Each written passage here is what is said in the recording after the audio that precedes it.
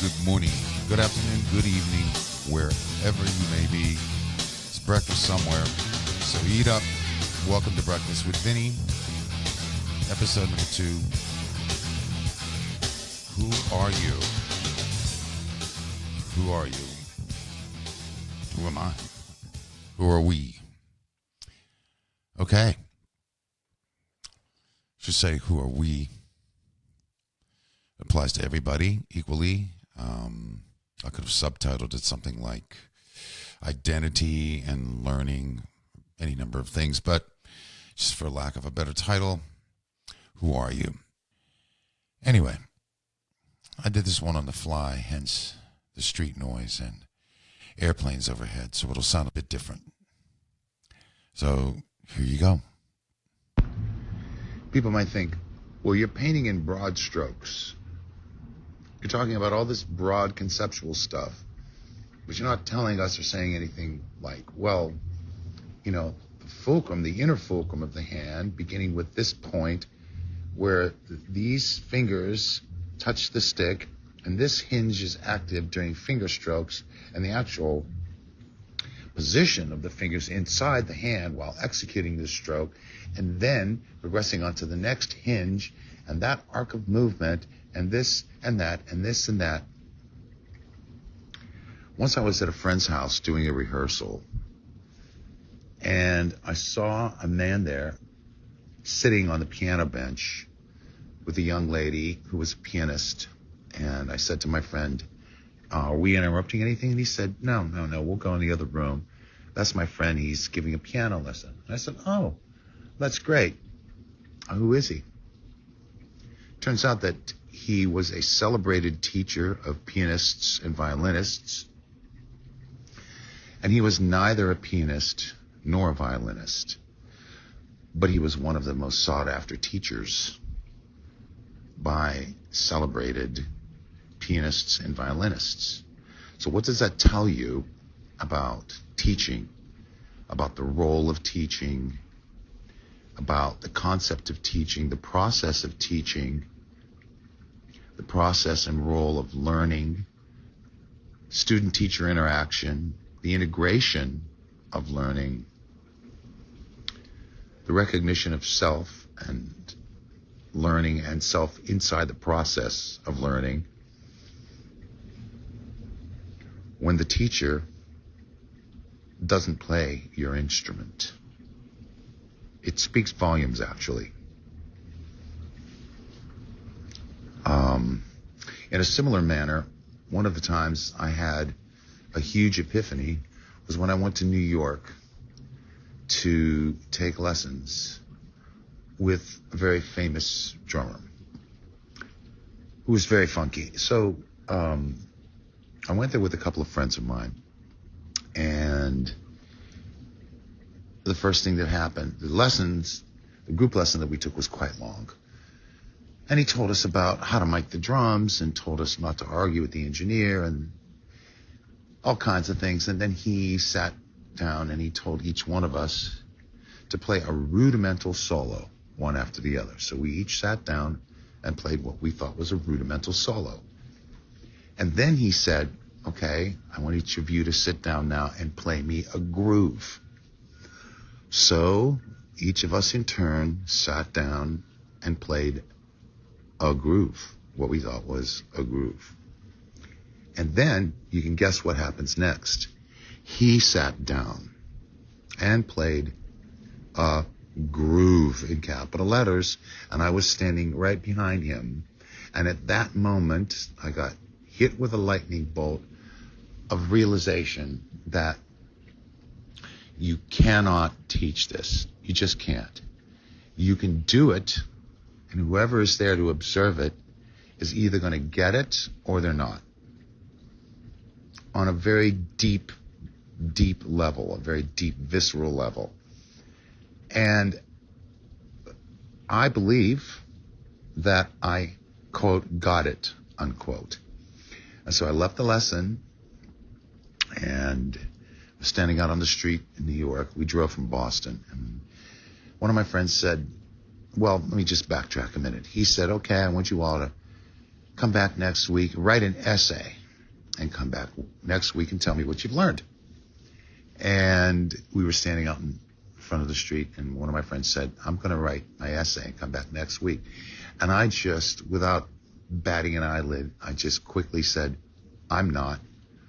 And my friend said, why? And I said, I got everything I needed to know right now. And that was the end of that. You just can't, you either get funk or you don't. It's really that simple.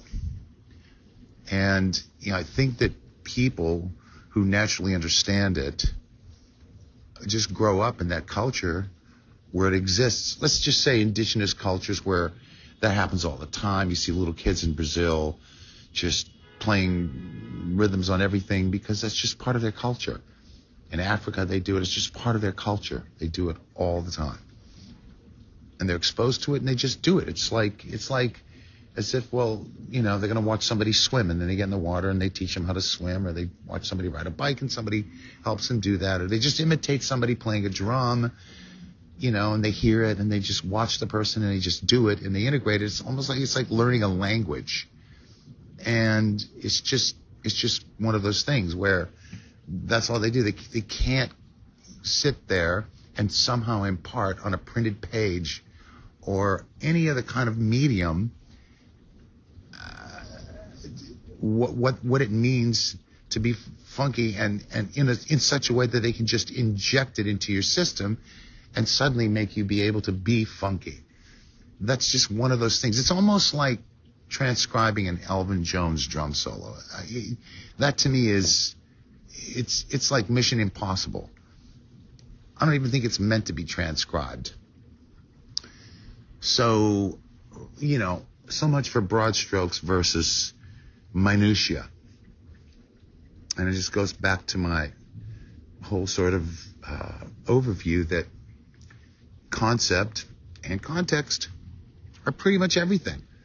Everything follows from that. It comes down from the bigger picture, because then things fall into place with a reason to be and a reason to fall into place, because you kind of know what it is that you're after. And when you're trying to learn to execute, then you will learn how to execute based on what it is that you're trying to get out. And I'm not just talking about vocabulary. I'm just talking about a bigger how you're trying to say it. And then inside of the vocabulary and saying it is the why you're saying it. And all of that is part and parcel of becoming you and who are you, because you're assimilating these things and you're assimilating all of it. And the idea is to integrate it into you, whoever you are, because wherever you go, there you are. And that's the name of that tune. That's just the way it is. You can run, but you can't hide. And so it's kind of like keep running and running and running and running from the one thing, which is yourself. And especially now in an age of homogeneity, okay, why? I mean, I think we all get caught up in modeling. I certainly did. But at the end of the day, you just have to be yourself. Because we're all different. We all express ourselves differently. I can remember a time when I could sit and listen to 5 different records with 5 different drummers on it, playing the same simple groove, and I could tell you exactly who it was in 2 beats or less. Seriously. And that's pretty amazing when you think about, and I've probably said this before, you've probably heard me say this before, when you talk about people playing an idiophone, with short durations of time. Not every part of the drum kit has short durations in time, but if you're playing a groove, kick, snare, and hi-hat is pretty pointed, usually, in a general sense. Let's not open this up for any kind of argument. You get my drift. And so you now have all these different people playing the same beat with the same amount of theoretical space, but I can hear who they are. And I think that, homogeneity is just sort of part and parcel of the sort of McWorld that we're in now. We're in Mick world.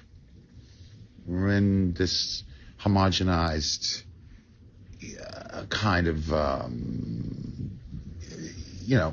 corporate sort of brand-oriented sameness. And it doesn't always lend itself to that. So then that's, who are you? So that's the who are you part, which I think all of us at some point need to examine. And that's why I tell people, I say, what's the biggest piece of advice? Just be yourself. Be yourself. And they think, oh, well, that's just too simplistic. No, it's not. Just try doing it.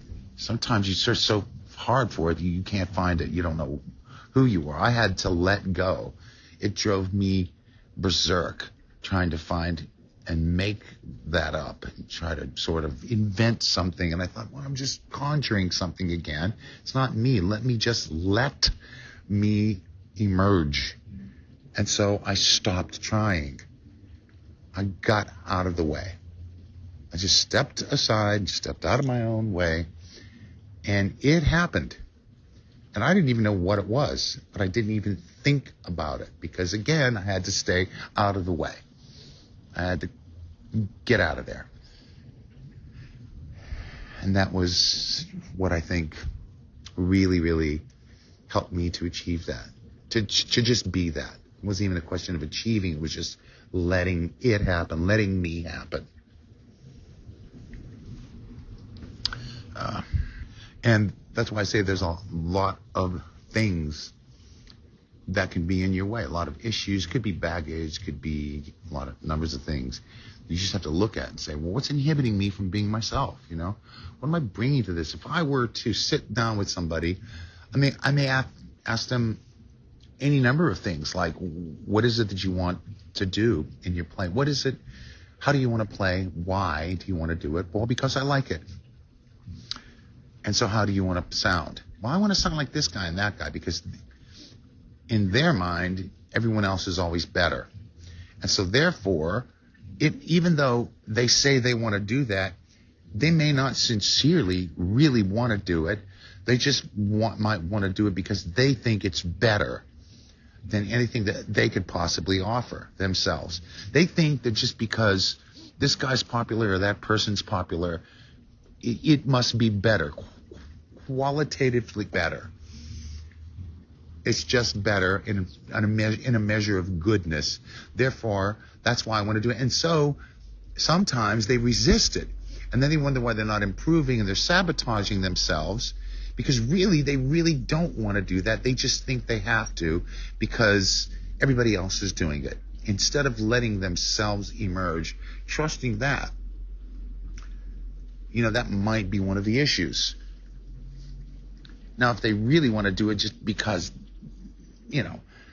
they think that they could benefit from that in some way because that's how they have an urge to express themselves that way, and they just don't have the facility, and they naturally try to express themselves that way. And I could see that if they sat down and play, I would just say, well, then you just need to put more quality time in at the instrument, and then we'll take it from there in terms of, how to achieve that, and or just getting into the process of doing that. But even so, you got to stay out of your own way. And and in the process, find out, who are you? And another thing I might say is, look, man, do you feel loved? Because if they're sabotaging themselves and they think everyone else is better than them and they're just constantly looking for approval from other people, then what do they think of themselves? And how is that inhibiting them from coming out who they are? So these are things that I think are really at the root of it. And they're not only at the root, they're really the fundamental things, again, from which all those other things will spring forth. Hence concept, hence context. And there you go. Who are you? Thanks for listening. Stay tuned for the next episode of Breakfast with Vinny.